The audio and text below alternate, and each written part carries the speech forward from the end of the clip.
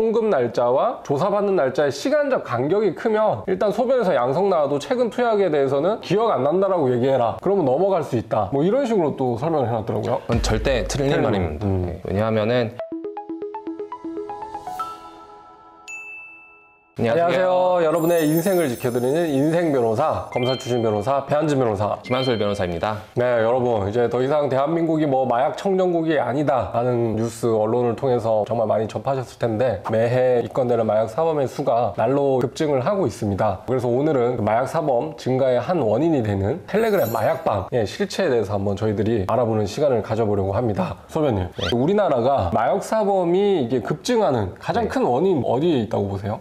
마약을 구하기가 너무 쉬워요. 그렇죠. 지금 당장 마약 구해오라 그러면은 1시간 되면은 하나 구해올 수 있습니다. 맞습니다. 그래서 뭐 어떤 식으로 보통 구매가 이루어지는 거죠? 뭐 텔레그램을 말씀드리면은 텔레그램에 그 판매방이 있어요. 판매방에 들어가면은 특징 메뉴판이라 그래서 그렇죠. 뭐 필로폰은 얼마, 대마는 얼마, MDMA는 얼마 이런 식으로 가격이 나와 있고 그래서 구매 문의를 하면은 코인 대행 사이트로 넣어서 어디로 뭐 송금 대기하라 이런 식으로 판매를 하고 이제 입금이 확인이 되면은 좌표를 보내줍니다. 좌표라고 하면 그 사람들이 던지기라 그래서 마약을 특정한 공간에다가 숨겨놔요. 뭐 에어컨 실외기, 소화전 이런 데다 넣어놓는데 거기 넣어둔 좌표를 알려주고 이제 구매자는 거기 가서 그걸 가지고 오죠. 그렇죠. 네. 저는 이제 점점 더 텔레그램 마약방이 기업화된다라고 느끼는 게 이 사람들이 마약에 대해서 브랜딩을 하고 어떤 마케팅 관점에서 접근하는 그런 모습들이 보인다는 거죠. 그래서 대마, 필로폰이 똑같은 뭐 마약인데도 자기들이 어떤 순도가 굉장히 높아서 맛이 아주 좋다 뭐 이런 식으로 광고를 하기도 하고 MDMA라는 캔디 뭐 이런 종류의 마약에 대해서는 별의별 뭐 이름을 막 붙여요. 사실 성분은 다 똑같은 건데도 또 뭐 몇 번 구매하면은 뭐 할인해주고 그렇죠. 서로 경쟁을 해요.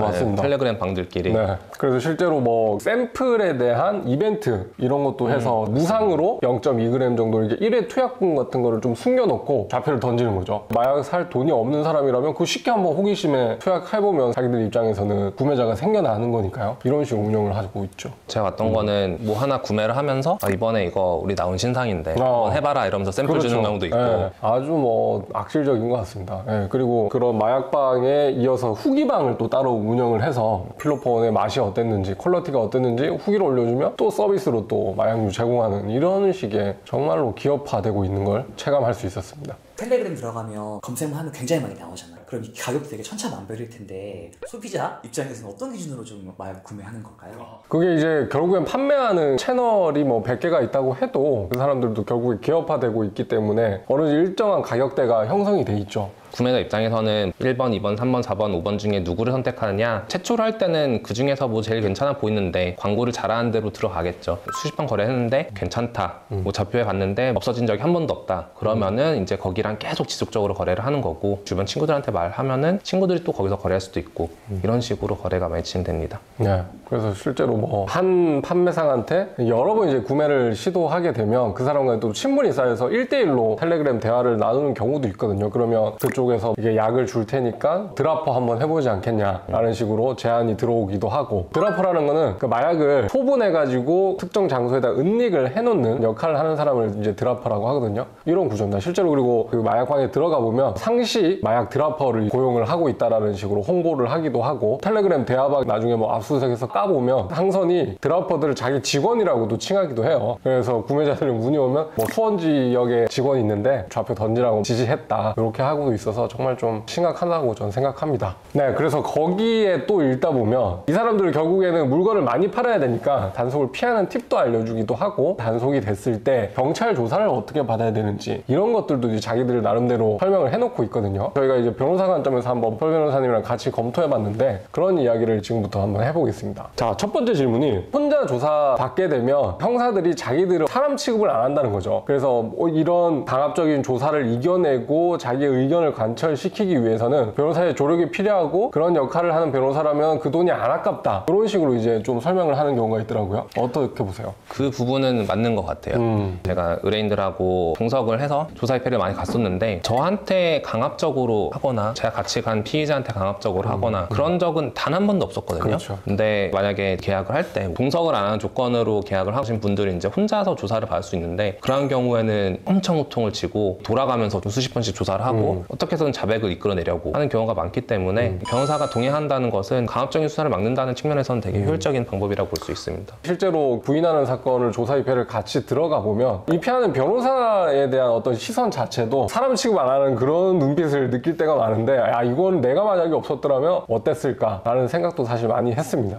두 번째는 이런 게 있어요. 송금 날짜와 조사받는 날짜의 시간적 간격이 크면 일단 소변에서 양성 나와도 최근 투약에 대해서는 기억 안 난다라고 얘기해라. 그러면 넘어갈 수 있다. 뭐 이런 식으로 또 설명을 해놨더라고요. 그건 절대 틀린 말입니다. 네. 왜냐하면은 최근 소변에서 양성 반응이 나왔다는 것은 적어도 10일 내에 투약을 했다는 점에 대한 객관적인 증거가 존재하는 것이고 필로폰 기준으로 그죠? 네. 그렇다면 수사기관 입장에서는 부인을 해도 10일 내에 불상의 일자경에 불상의 방법으로 투약을 하였다는 내용으로 기소를 할 수 있는 거고 다 유죄 나옵니다. 그렇죠. 그렇기 때문에 이거에 대해서 부인을 하는 것은 어차피 유죄로 인정될 거에 대해서 이제 양형에 있어서 안 좋게 가져가는 방법이기 때문에 거짓말할 필요가 없는 거죠. 그렇죠. 일단 자백을 하고 수사에 협조를 해서 이제 본인에게 좋은 양형으로 이끌어가는 게 좋습니다. 네. 그리고 세 번째는 이런 또 얘기가 있더라고요. 휴대폰이 압수수색 됐을 때 비밀번호에 대해서는 협조를 전혀 안 해도 된다. 그거는 뭐 수사관이 알아내야 하는 영역인 거지 알려주는 의무는 없다. 그리고 만약에 비밀번호 안 알려주면 수사관이 구속시킨다 라고 이제 겁주는 경우가 있는데 그거 다 거짓말이다. 뭐 이런 식으로 설명을 해놨더라고요. 그것도 틀린 말입니다. 틀린 말이에요? 일단 구속시킨다라는 거에 대해서 사법경찰관은 당연히 혐의가 얼마나 경미하든 얼마나 중하든 구속영장을 신청할 수 있는 권한 자체는 있기 때문에 그렇죠. 저는 항상 의뢰인들한테 말하는데 수사기관이랑 척칠 필요는 없어요. 맞아요. 그리고 휴대폰 비밀번호를 말하지 않는 거에 대한 실익이 없거든요. 요즘에는 기술이 좋아져서 이제 아이폰도 최신형 막 아이폰 15 이 정도가 아니면은 비밀번호 한 달이면 다 풀어요. 그렇죠. 다 풀고 갤럭시는 예전부터 풀 수 있었고 그렇기 때문에 제출을 안 한다 그래도 어차피 영장을 가지고 와가지고 압수를 해갈 것이고 비밀번호를 말하지 않는다 그래도 어차피 한 달 있으면 다 풀릴 건데 처음부터 수사에 협조하지 않아가지고 양형에서도 안 좋게 가져가고 만약에 수사기관이랑 척을 져서 구속영장 신청을 하게 되면은 자신이 구속될 가능성을 높여버리는 거잖아요. 그렇죠. 이것 또한 되게 안 좋은 방법입니다. 그리고 여러 이제 마약 사건들 경험하는 사람들 중에 포렌식이 안 된다라고 하는 사람들은 수사관이 그냥 할 필요가 없어서 그냥 안 한 거지 의지가 있고 하려고 하면 얼마든지 할 수 있기 때문에 그런 부분에 괜히 수사기관이나 척을 져서 정말 구속영장이 청구되는 일은 없어야 되겠습니다.